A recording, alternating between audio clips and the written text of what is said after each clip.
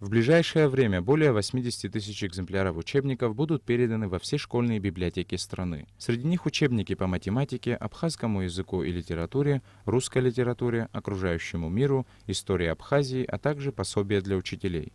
В конце учебного года школы делают заявку, какие учебники им необходимы.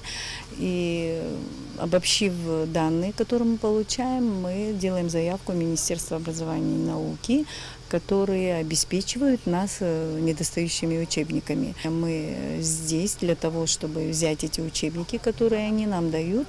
Значит, мы их привозим в управление образования. Сегодня же придут из школ библиотекари и заберут то количество учебников, которое им необходимо. Главное – обеспечить учащихся качественной учебной литературой, соответствующей современным требованиям с учетом сроком использования до 5 лет, говорят специалисты Министерства образования. Запланированная сумма, ежегодно выделяемая на издание и переиздание школьных учебников – 15 миллионов рублей.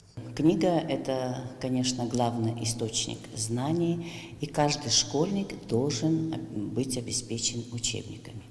В этом учебном году наши школьники получат 12 новых наименований учебников. Каждый учебник в тираже 3000-4000 тираж составляет. Такое количество нам достаточно. Учебники уже раздаются по заявкам районных отделов образования.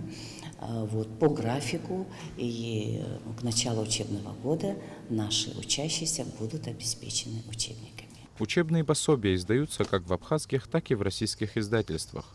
Уже в начале сентября учащиеся школ республики смогут совершенно бесплатно приобрести учебники в школьных библиотеках.